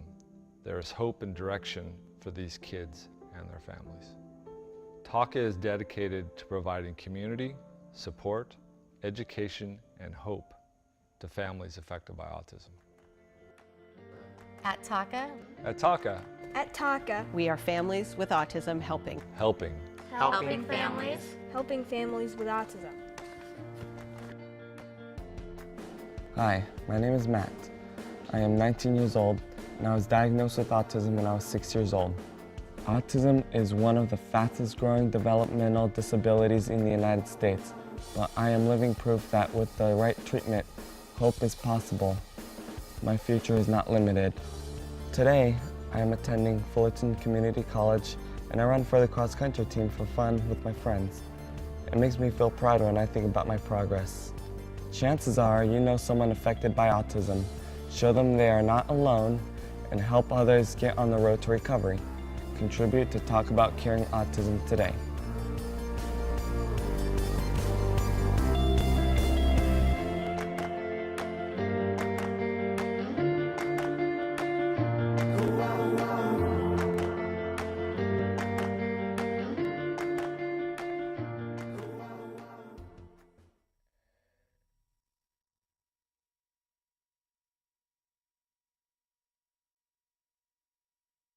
Welcome back to Autism Live during the Festival of Toys. If you don't think I love toys, you don't know me. You haven't met me. I love toys. Part of it is that I'm a big kid, and part of it is that I'm a former teacher, and I know how much a toy can teach a child. So right now, we want to focus on one of my favorite toy companies, Fat Brain Toys. Doesn't that say it all? Fat brain. Isn't that what we want all of our kids to have? A fat brain. So this year in the guide, there are, which you can get on our Facebook, it's free, and it has several different age ranges and several different categories that we feature toys. There are 3 fat brain toys, and I could have put 1 million fat brain toys in the guide, right? But there were 3 that I just couldn't live without all 3 of them being in the guide. So I want to start by talking about what this fabulous thing is here. I want you to notice how it comes in this great case. This is one of the great things about Fat Brain Toys, is that they package their toys well. So we always, every year, talk about the benefits of a marble run, because a marble run is a really fabulous thing. And this year, we gave our top oldie but goodie toy in the school age category to a marble run, but not just any marble run, right? It's the Fat Brain Toy Bamboo. Yes, I said bamboo marble run. Okay, this is one of the coolest things I've ever seen. All right, let's just get that over with. So why do we love marble runs, especially in the autism community? Well, first of all, you build them, right? And they go together a million different ways. So for our kids that have that building instinct, and a lot of our kids do, it's really fabulous. And for our kids that maybe don't have the building instinct, there's still all of the different ways that you put something together when you're building it. It's all of those OT motions that are like the top big 6 motions. There's push, pull, turn, twist, right? All of those involved in building any marble run. okay? But the reason that we especially love Marble Runs in the autism community is that it's a cause and effect toy and it has a beginning, a middle, and an end. Now, why is that important? Because when you're doing something with a child and trying to get them to do something that they're not good at, right? Imagine something you're not good at and it's like, oh, do I really have to do this, right? Well, for a lot of our kids, speech is exhausting like that, right? Being able to, communicate with other people is exhausting like that. And you see it in the kids that they're like, I'd rather not, right? But we want them to learn how to communicate and we want it to be fun. So what do? We give them a reinforcer every time that they do something that's even remotely tough, right? So if we're trying to get a kid to say bubble, right? We want to make sure that they get a big reinforcer every so often. So if we do, say, a set of 10 trials, and we've said to the kid, when you're done, they're going to get something that is really meaningful to them that they're going to get to do, right? It could be the marble run. For a lot of kids, this is like, yeah, I'll work for getting a marble to put down the marble run. So maybe they do 10 trials and they get a marble. Okay, so they take the marble and you've put all this together, and wait till you see how awesomely cool this is, because it has elements. So they drop the marble and we make it really exciting. We see it go down the tube. Ooh, do you hear the music playing? And it comes out in a little rope, okay? And now, so there was the beginning, there was the middle, and there was the end, and we go, yay, it did it, it's fabulous, okay. And then we take the marble and it's like, let's do 10 more trials. Right? And they go, all right, because I want to do it again. And you do 10 more trials and you give them another marble. And this time, let's see, maybe it'll go down a different tube. Yes, it did. Okay, and do you hear the little musical element there? Because there's little xylophone pieces in this fabulous bamboo marble run. This thing is serious business, okay?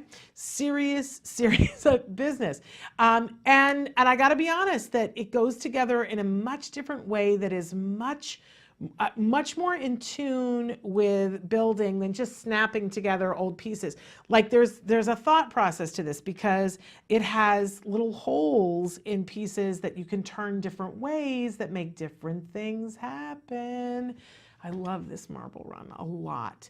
And it's such a great toy. You're going to work on so many different things with it, and it's one of the best reinforcers that there is. And I also love that instead of having these little plastic wells where the marble goes out, it has these ropes that you can put underneath and you can shape them in different places. You want to talk about critical thinking building and problem solving skills. Oh my gosh, I just want to hug it. Can I just hug it? It's the best thing ever. Ask me how I feel. And it's bamboo, so it's sustainable and it's not bringing a bunch of chemicals into your household. Love me some bamboo, fat brain toy bamboo marble run. And it comes in different sizes with different numbers of pieces, but it comes in this fabulous carrying case so you can take it off to grandma's for the weekend. Absolutely love the bamboo marble run. And this, if you look in our toy guide, it won the best oldie but goodie in the school age category, because this is really, it's for kids 5 up through when they're like 10. Really, really remarkable. Stay tuned because we have something that's akin to a marble run for the kids that are older, the kids who absolutely love their marble run and want to take it to the next level. We have something coming up a little bit later. So fat brain, and this can go together a million different ways. I had one of our employees had both of her twins here last week, and I gave this to them and I said, all right, put together something. And man, did they have a ball. And they were like, discussing it and going, well, wait, no, we have to put this piece here. And if we do that, no, it's got to be this. No, the reason why it's not going that way. Oh my gosh, the discussions and the communication that they had going on, truly wonderful. And I love that it can collapse a little bit and be off to the side here. So, that's one of our fat brain toys. Okay, this thing is called a Whimsel, and it's rated 6 months and up. And this was our winner of the autism-live top new toy in the baby and toddler phase, and it's 6 months and up.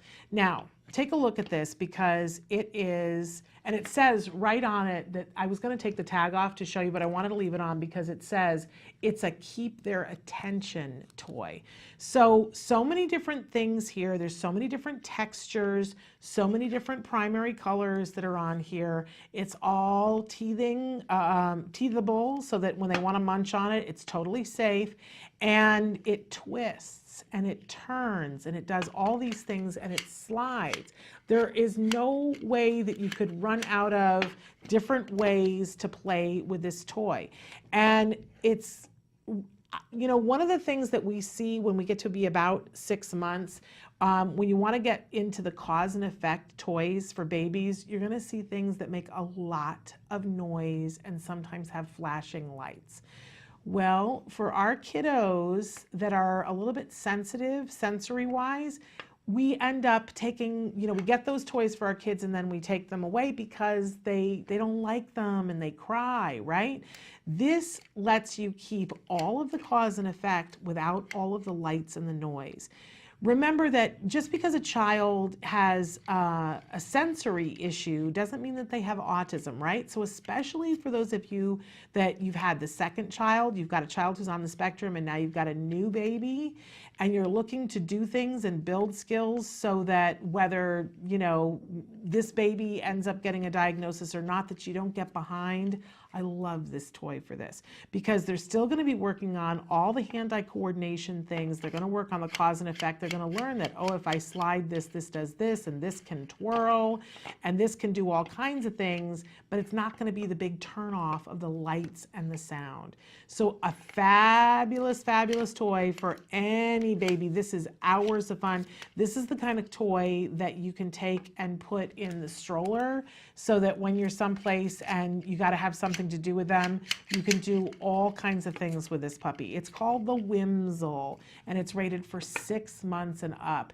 And they're saying on here it's great for tactile sensory, it's great for hand-eye coordination, and great for motor skills. I agree completely.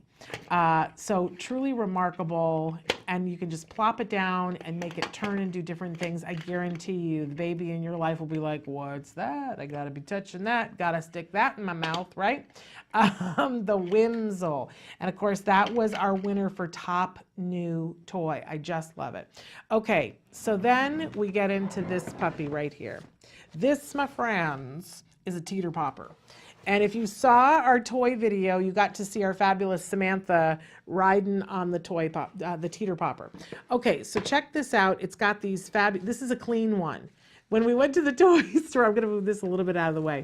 My fabulous bamboo, wonderful marble run.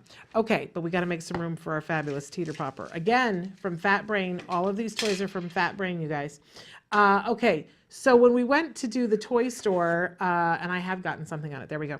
The toy store had one of these out for kids to play with, and it was the last one they had because these fly off the shelves. Because as soon as parents see their kids playing on this, they're like, I gotta have one. So the only one that they had left in the toy store was one that was well-loved, the demo one, right? But basically, kids can sit in this or lay on it or do whatever. They can do sideways or front ways, whichever, and they start to rock on it. Well, now once you start to rock, you notice the popping noise that happens, right? Which is, it's kind of reinforcing. It's a little bit loud because of my mic.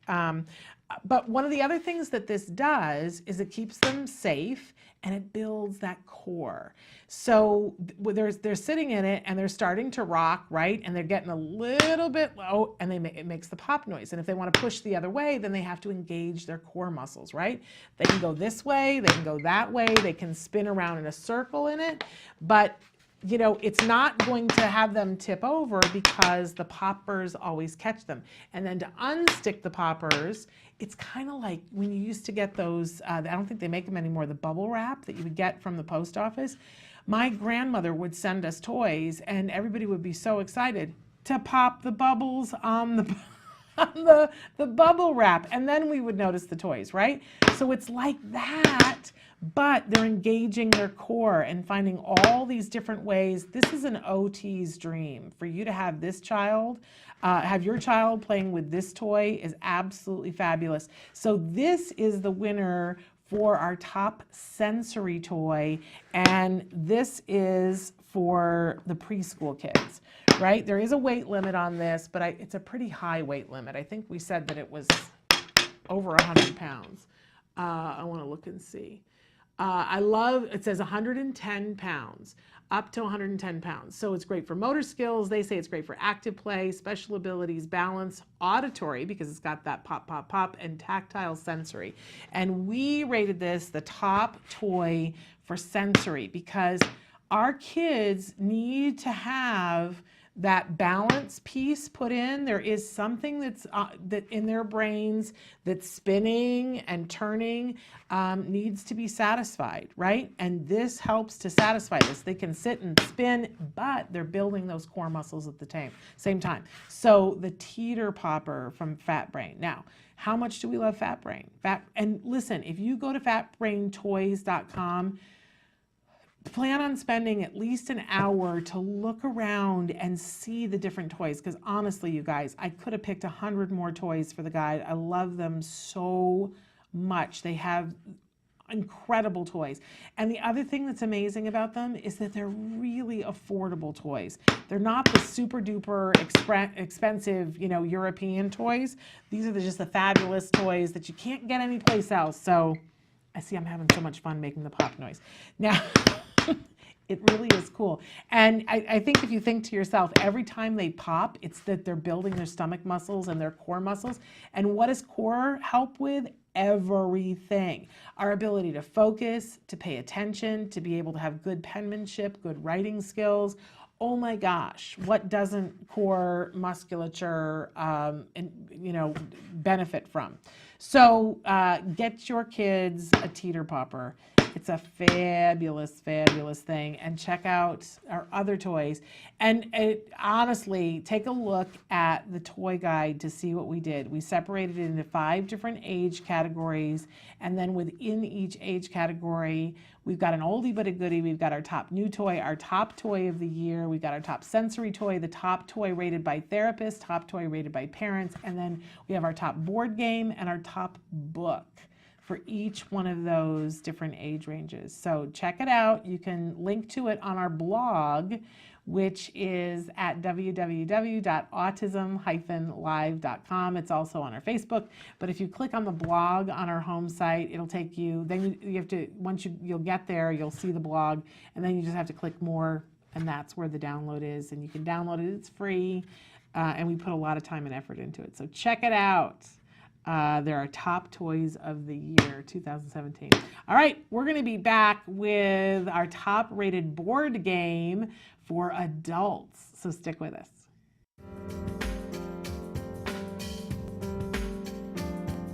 I am Alexis Weinman at the Future Horizons Super Conference in Dallas, Texas.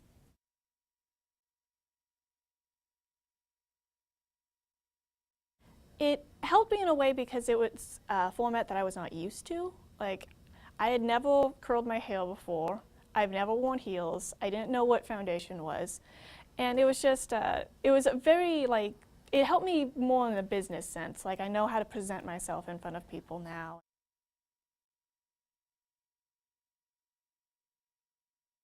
That's something my mom drilled into my head. I have trouble sometimes with it. Like, you introduced yourself to me downstairs, and so I immediately and I've heard of you before, so I was like, I know this person, I can make eye contact with this person. And if I'm talking to someone I don't know, or if I'm listening to someone give a speech, most of the time my head will be down. I don't look at people in the eye, but if it's someone I know I need to make eye contact with, I make eye contact. But my mom growing up, she, especially after the diagnosis, she would always grab my hand if I was looking everywhere else but her, and she'd say, look me in the eye. And so she wouldn't let go of my hand until I looked her in the eye.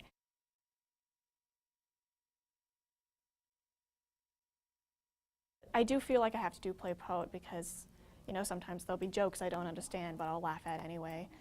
There will be situations that I'm not comfortable with, but I'm gonna have to play along anyway. And I think I just found out I'm just a tremendously amazing liar. I can pretend like I'm uncomfortable with something when in actuality I am screaming inside, or I know the moment I get back to my dorm room, I'm going to start screaming, or having a meltdown or something like that. But I also know that there is a time and a place, because there isn't any safe rooms available in neurotypical society. Like, we have to make our own. And you know, on a college campus, there's not many places you can go and scream without attracting attention.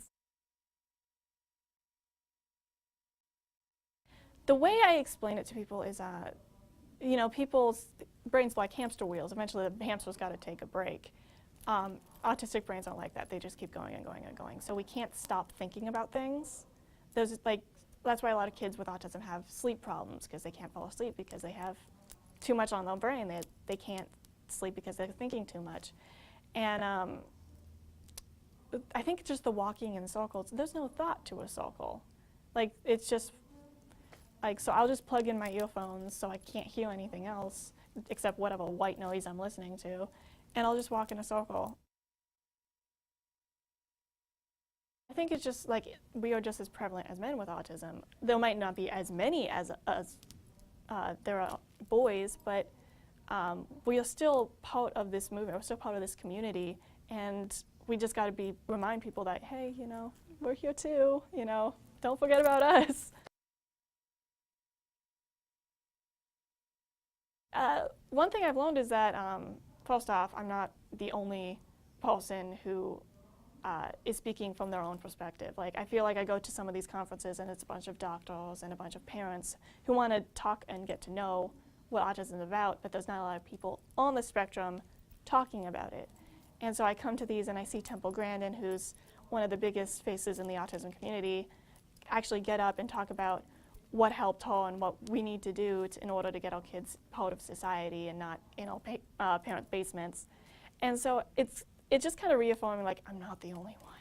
Thank you. Because I'd go to these and I would be the only one. I'd be next to a bunch of doctors and talking about worlds I have not even seen before, let alone pronounce. And I'm just sitting here like, I did a pageant once.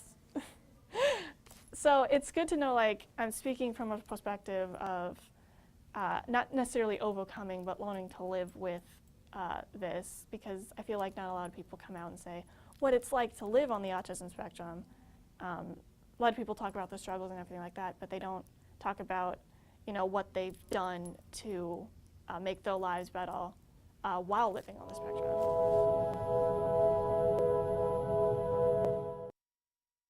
Welcome back to Autism Live and to this year's Festival of Toys. I'm so excited. You know that I love toys, but if there's anything that I love more than toys, I love a good board game.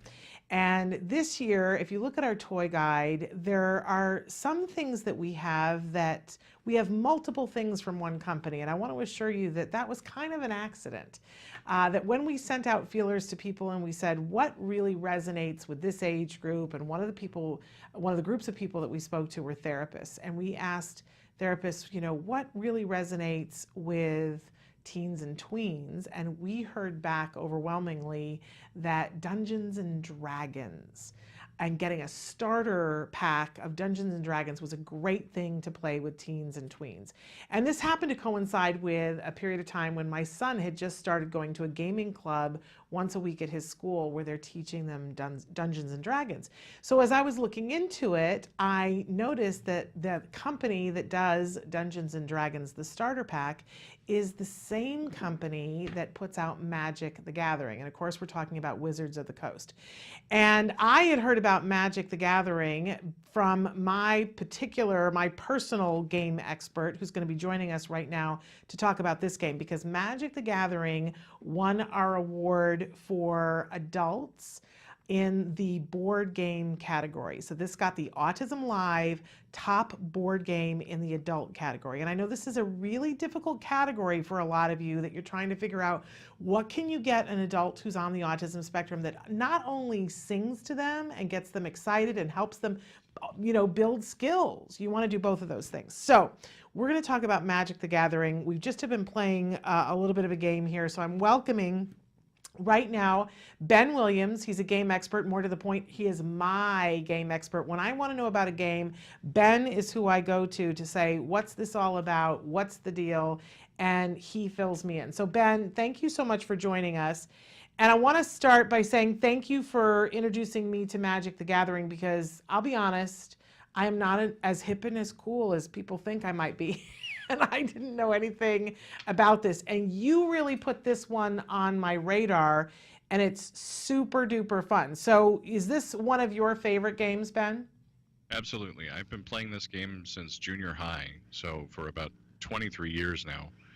And I've spent, thousands of dollars on this game and countless hours with multiple groups of friends in multiple states playing this game. I absolutely adore it. Well, one of the things that we need to talk about is that, first of all, for a parent or a grandparent or an aunt or an uncle who's looking for a gift for that older teen or an adult on the spectrum, one of the reasons why this is so awesome is that you can get one version of Magic the Gathering, but if they really love it, and I think you're going to find that a lot of them will, it means that you sort of have a groove that you can go into, because as you were explaining to me, Ben, every once in a while new things come out. Now, how does that work?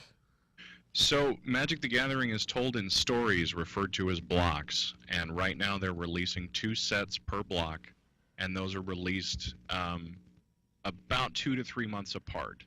And then interspersed throughout the year are different other sets that are not necessarily of the core story, but they're supplemental to the game, and are often, every set is at least 150 cards, up to as many as 320 cards in a given set, and that's new cards unique to the game every 2 to 3 months.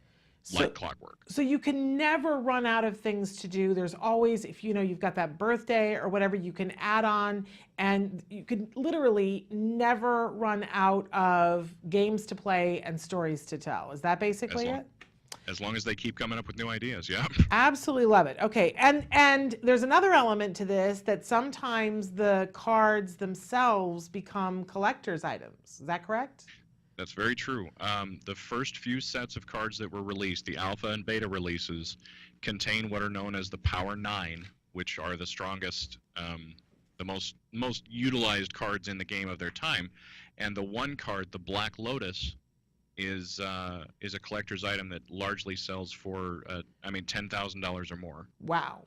Okay. So there are several different elements to this that can really add to a powerful, powerful gift. But when we're talking about Magic the Gathering, just, in general, you mentioned that there's a story. So what is the deal, what are you actually playing when you're playing Magic the Gathering? So in its original concept, you're playing a dimension-jumping wizard, kind of a demigod, who has made a connection with the land of their home planet, and they draw magical energy from it.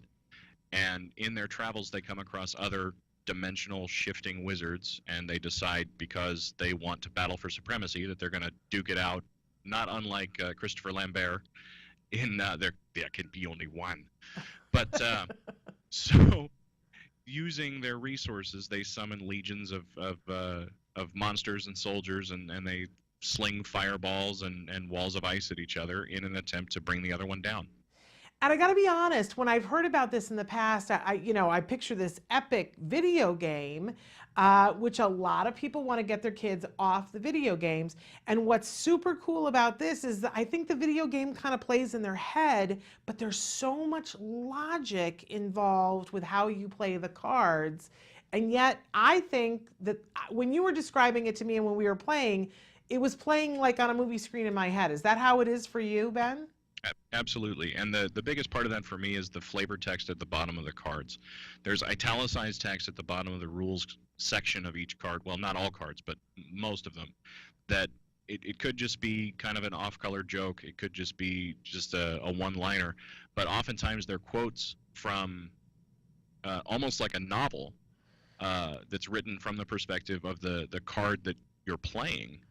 And if you look at them as a whole, you really see that they didn't just write a paragraph about the background this particular set of cards. There's a small book that tells, I mean, hours worth of story about what these characters are doing and what is happening in these battles.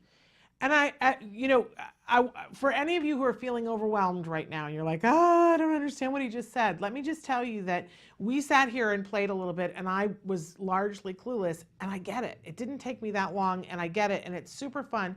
And I think one of the things that's remarkable about this, it's social. Let's start there. This is a very social thing, and it's a big social thing. When people are playing this, Ben, what's it look like? If you go into a gaming store, you go into a card store, you're typically going to find probably 2 or 3 tables of a dozen or more people.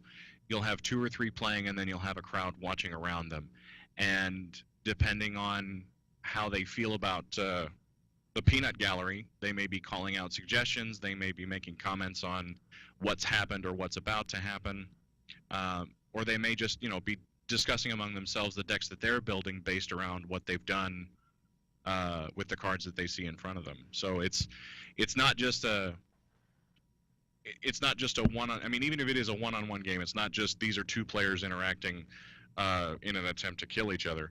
It is kind of a learning about the game together while you're playing it. And you're such a boy, so you said killing each other, but I'm going to hold up the little life counter here. But for those of you, because I'm a mom, and I'm like, oh, there are people killing each other, and then I immediately go, oh, I don't know, right? It's really, there's a life counter, and you start with 20 lives, and as you battle, there are numbers, and it's the equivalent of, like the old school Risk, where you roll the dice, and if you lose, then you get to count your counter down. So no one's actually being killed, but you are taking lives away from somebody. For those of you who are squeamish like I am. What I absolutely love about it is that it has a wonderful array of rules that you have to follow, and Ben was helping me to realize there are all these phases to my turn, which I thought, oh, I'm never going to be able to remember it. But how many turns did it take before I was remembering, Ben? It was like 2 turns, right? 2 or 3, yep. And it's going to hold me to it. It was 3. But now, so I love anything for our kids that has a real steady framework, but then within the framework you get to be wildly creative, and that's what this is. You get to be wildly creative, and I can see where the more you play this, the better you get at it, right? The quicker you get at it too. Absolutely. Okay, so I keep interrupting you. There are even opportunities for this for people to play in tournaments. Yep. Talk a little bit about that. Anything from Friday Night Magic at your local comic book store to the Magic the Gathering Grand Prix tournament that has a top prize of, the last number I saw was $15,000 for the winner. Wow. And a really spiffy trophy too. That guy, just recently in New Mexico, they had a tournament based on the new set of cards that they'd released, and the guy got a really cool trophy. Wonderful. So it's like a whole subculture of people that are playing this game whenever they can. Yes. Yep. And not only, I mean, what we played was the very basic version of Magic the Gathering. There are, off the top of my head, 6 different ways that you could run a tournament that all have to do with how you put your deck together, what cards you're allowed to use, and what cards you're not allowed to use. Wow. And I mean, everything from single elimination, double elimination, you know, round robin. I mean, if you can think of a way a tournament has been run in some kind of sporting event, they've run a Magic the Gathering tournament based on those rules. Amazing. And now, as you said, there are many different kinds, and the one that we were playing right here, although we were playing it a little bit differently, this is a new version that's out that's slightly different. Talk a little bit about Arch Enemy. So Arch Enemy is kind of the Magic the Gathering version of a boss fight in a video game, or a world raid in World of Warcraft. It's designed to be played 3-on-1, and you would think that the 3 players would have the advantage simply by they're all against the 1 player, but the 1 player is set up with a specific extra deck of cards called schemes that give everything from small tactical advantages to game-changing, player-wiping advantages. So it is the 3 players have to cooperate. They have to be on the same page as they're taking on this 1 player, or they will simply get overrun. So for anybody that is got an adult who's on the autism spectrum and you're looking for a community for them to be a part of, this could be an entree into finding people that are part of their tribe, people that they can be friends with, a place that you can take your adult, and that they can be a part of a community. We all want that for our kids and our adults. I think that this is amazing. You could start with this one, you absolutely could, or it could be the one that you get a little bit later on. Where do we get these games, Ben? They sell Magic the Gathering cards pretty much everywhere you can imagine. Walmart and Target carry them. Comic book stores carry them. If you have a board game store in your town, chances are they sell Magic the Gathering cards. There are multiple websites. Star City Games is the one for collectors, but Wizards of the Coast, I believe you can buy Magic the Gathering products directly from the manufacturer. So they're everywhere. And we should say you don't work for Wizards of the Coast, but I think you should. I think that would, I think that's exactly where you should work, because you have a passion for this. But I wanted people to know you don't work for Wizards of the Coast. This is just something that you, like a lot of people, love. Absolutely. And I go to you whenever I want to know about things that I wouldn't otherwise know. So I love that you introduce this to me, because I can see very clearly how this could be a benefit to what age range would you say? I would say older teens into adulthood. Does that sound about right to you? Yeah, that's fair. I started playing when I was 14, but there were a lot of nuances of the game that didn't make sense to me. Well, and you mentioned that sometimes there's something that has the potential double entendre on the bottom of a card, but I have a feeling that if you don't get it, you don't get it. True. I think the adult aspect comes from the card art itself, and they've done better with that in recent years. But there are zombies, and there are vampires and werewolves, and it gets kind of. So there are some things that have the potential to scare. Okay. Well, that's good to know. And I mean, I've got a fire-breathing beast here on the table, so that I just played and had a good time playing him as he rampaged and trampled. So too much fun. All right, so Wizards of the Coast, make sure that you guys check them out. It's a great place to order your Dungeons and Dragons starter kit, which was our oldie but goodie in our toy guide. And don't forget to take a look at the toy guide to see, we spent a lot of time looking at these toys and gifts and games to recommend them so that they would be both really exciting for the person on the spectrum in your life, but also that they would learn some skills from it. So oldie but goodie was the Dungeons and Dragons. That's for tweens and teens. And for adults, for our Autism Live top board game, we're suggesting Magic the Gathering in one of its iterations. So Ben, I didn't ask you this before, but is there anything particular that's on your Christmas list that has to do with Magic the Gathering? Well, as I said a second ago, Wizards of the Coast just released a new set of cards with a whole new story behind it, and they sell boxes of booster packs, which if you've played any collectible card game, it's literally just a foil pack with about 15 cards in it. They sell boxes of those. There's like 20 of them in a box. And so yeah, each pack, foil pack, has different cards? Yep. Wow. That's kind of exciting. Well, what a great gift to be able to give the Magic the Gathering person in your life. Fabulous. That sounds like a great stocking stuffer. Wonderful. Well, I hope you get some of those foil packs in your life. Thank you. This holiday season. All right, Ben, thank you so much for being my game expert. My pleasure. Thank you so much for introducing me to Magic the Gathering. I hope you guys get it. And I think the Wizards of the Coast people should call you. That's what I think. I'll look forward to that call. All right. Thank you so much for being with us. Bye-bye, Ben. Thank you so much. Great game, you guys. I had so much fun playing this with him and really want to recommend this for the adult And there are lots of different levels with this. I will tell you that I think it will take you a little while to learn how to play it, and better to go to the game store and have somebody explain it, or have your game expert come over and explain it. But once you get it, man, I can see where this is just hours and hours of fun, and learning the logic of it, spectacular.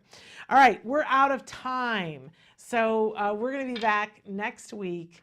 And boy, we got a bunch more toys. We want to thank Wizards of the Coast today. We want to thank Fat Brain Toys. We want to thank Think Fun. We, everybody that we were able to show today.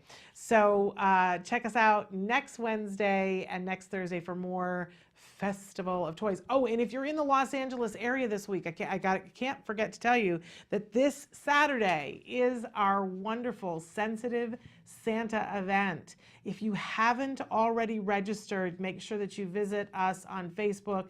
You can see we have the link there on our Facebook. It's on Eventbrite. You can look there on Eventbrite for Sensitive Santa Autism Live. The tickets are free. They're totally, totally free. Sign up for however many tickets you need. You only have to register for the kids. And we welcome anybody who's on the autism spectrum and their siblings. So bring the whole family, but only register the number of children that you're going to bring, and you'll register for a specific hour. Plan on being there for the full hour. The kids will play in the gym, and when it's their turn, they'll get the special visit with Santa. We do have a wrapped toy for every child that has a ticket. There are a limited number of tickets. Once the tickets are gone, and I think we're very close to being sold out, then you can register for the waiting list. But please don't register for the waiting list for an hour if you've already registered for tickets, because that kind of prevents somebody else from getting to come. I hope to see you there, because Santa Claus will be there, and Mrs. Claus will be there, and I will be there, and Samantha will be there, and it will be a really good time. You will be able to take as many pictures as you want. I believe that there will be a photographer to also take pictures. There is no cost to you. Isn't that a wonderful thing? So if you're feeling the holiday spirit this weekend, come on down. Autism Live's 3rd annual Sensitive Santa. I hope to see you there.